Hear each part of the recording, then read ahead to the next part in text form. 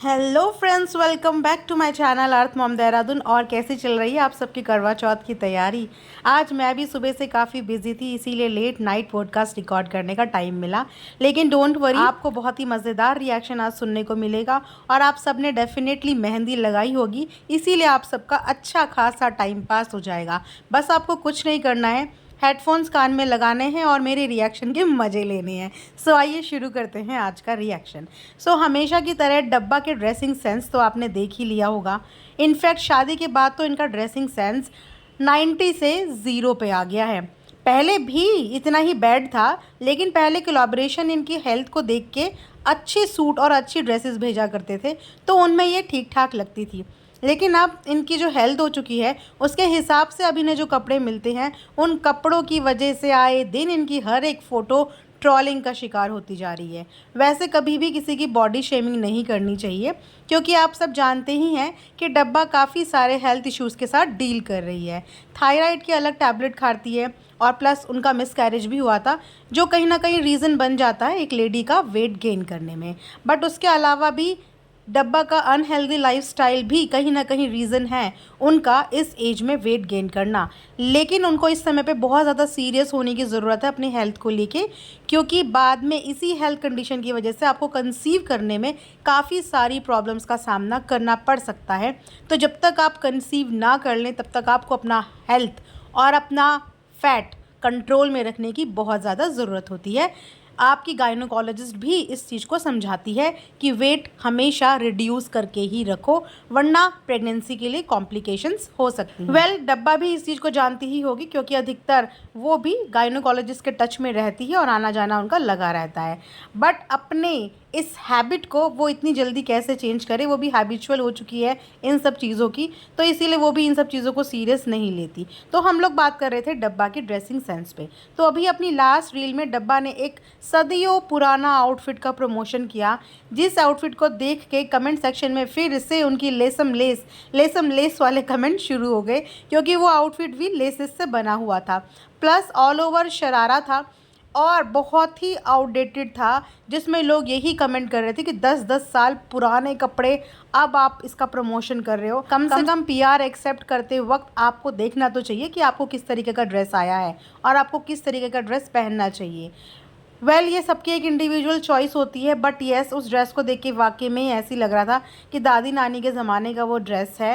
And ये भी एक बात है कि आप अगर एक सोशल मीडिया इन्फ्लुएंसर हो, तो आपका वैरायटी और आपका टेस्ट यूनिक और डिफरेंट होना चाहिए। ज़रूरी नहीं होता कि आप हर कोलैबोरेशन को एक्सेप्ट कर लो और हर कोलैबोरेशन का पीआर करो। आपको अपना भी एक स्टैंडर्ड मेंटेन करना पड़ता है, अपनी भी एक चॉइस मेंटेन करनी पड़ती है, क्योंकि उस ड्रेस को कैरी भी आप कर रहे हो और प्रेजेंट भी आप ही कर रहे हो। तो इस तरीके की ड्रेस बार बार दिखा के डब्बा और कुछ नहीं, बस लोगों के ताने सुनने से बाज नहीं आती। चलो, डब्बा को तो ये पीआर में रिसीव हुए हैं, लेकिन इनकी भाभी भी अभी तक अपने आप को अपडेट नहीं कर पा रही हैं। वैसे इस ग्लिम्स में वो हैं कि वो सबसे ज़्यादा अपडेटेड है फैशन और ड्रेसिंग के मामले में, लेकिन आप उनकी कोई भी ड्रेस उठा के देख लीजिए तो वो ड्रेस भी बहुत ही आउटडेटेड रहती है। अब गॉड नोस कि इनका एनिवर्सरी का जो ड्रेस बन के आने वाला है, वो इन्होंने किस तरीके का बनवाया होगा, क्योंकि अगर इन्होंने अपना दिमाग लगाया होगा तो डेफिनेटली वो ड्रेस भी लेसम लेस ही होने वाली है। बट अगर इन्होंने अपना दिमाग इस्तेमाल नहीं किया होगा, तो उस डिज़ाइनर से थोड़ी सी एक्सपेक्टेशन है कि वो कुछ बढ़िया ही बना के देंगी। लेकिन आप लोग सोच सकते हो, ऐसा हो सकता है कि इनकी भाभी और इनका इंटरफेरेंस ना हो किसी की भी काम में उंगली करने के लिए। इनकी ड्रेस के लिए इनकी भाभी को बहुत ज़्यादा ट्रोल किया गया था इनकी शादी के समय, लेकिन आप इनकी खुद की भी पर्सनल चॉइस देख लो, वो आप इनके पीआर कोलैबोरेशन से देख सकते हो, जो इनकी खुद की पर्सनल चॉइस है। तो इनकी पर्सनल चॉइस तो इनकी भाभी से भी, क्या बोलूँ, थर्ड क्लास है। भाभी की फिर भी पहनने लायक तो होती है, इनकी तो बस ये सोचो कि शायद हमने कभी किसी ज़माने में अपनी नानी अपनी दादी को ये कपड़े और ये डिज़ाइन और ये फैब्रिक पहनते हुए देखा होगा, जो डब्बा चूज़ करती है अपने पीआर के लिए। उसके बाद डब्बा का सारा डिज़ाइनिंग और सारा ड्रेस का क्रिटिसिज्म सिर्फ और सिर्फ अकेली इनकी भाभी जान को बर्दाश्त करना पड़ा। और डब्बा ने अपने मुंह से एक बार भी नहीं बोला कि भैया उन सब चीज़ों में मेरी खुद की भी तो चॉइस थी। इनफैक्ट डब्बा ने भी अपनी भाभी को 2 फैब्रिक गिफ्ट करे हैं, और फैब्रिक आपने देखे ही, फिर से अगेन वो लाल चटकीला सा फैब्रिक, जो ना ही एलिगेंट लग रहा है, ना ही पता नहीं बन के क्या आएगा, लेकिन इनकी भाभी को लग रहा है बहुत ही एलिगेंट। ये लगता है इनकी भाभी को अभी तक एलिगेंट वर्ड का ना एक्चुअल में मीनिंग ही नहीं पता कि एलिगेंट ड्रेस और एलिगेंट ड्रेसिंग सेंस किस तरीके का होता है। उनको फ्रॉक से फुर्सत नहीं मिलती और डब्बा रानी को शरारों और गरारों से फुर्सत नहीं मिलती। तो देखते हैं ये दोनों कॉम्बिनेशन इनकी एनिवर्सरी के टाइम पे क्या धमाल मचाने वाले हैं। ऐसा तो नहीं कि एक और नए ट्रोलिंग का ये लोग इंतज़ाम कर रहे हों या तैयारियां कर रहे हों, क्योंकि मुझे ऐसा लगता है कि ट्रोल होना और ट्रोलिंग के लिए लोगों को क्लूज़ देने में इन्हें खुद भी बहुत मज़ा आता है। इसीलिए जानबूझ के भाभी पचके करने से बाज नहीं आती और ननद भी पचके करने से आजकल बाज नहीं आ रही है। तो दोनों ही पार्टी की मिली जुली सरकार चल रही है। और तो और एक भी इंस्टाग्राम के नेगेटिव कमेंट डिलीट नहीं होते हैं, उनको एज इट इज़ रख दिया जाता है और सिर्फ प्यारे प्यारे बेहतरीन कमेंट्स का ही जवाब दिया जाता है।